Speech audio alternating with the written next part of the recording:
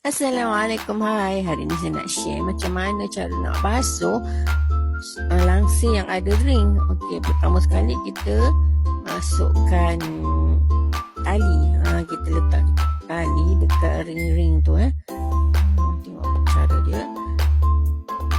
Dan kita ikat sekali semua macam ni.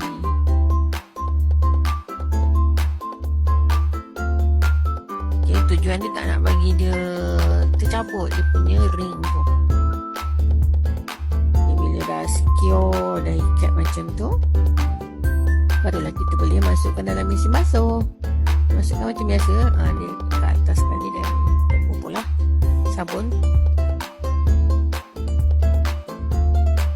Dan saya mesti akan masukkan juga sabun badang saya 1 scoop.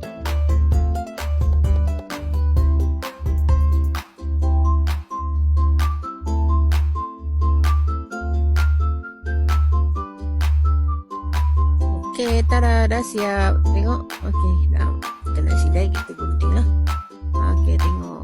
Bersih macam biasa. Okey, selamat mencuba. Bye.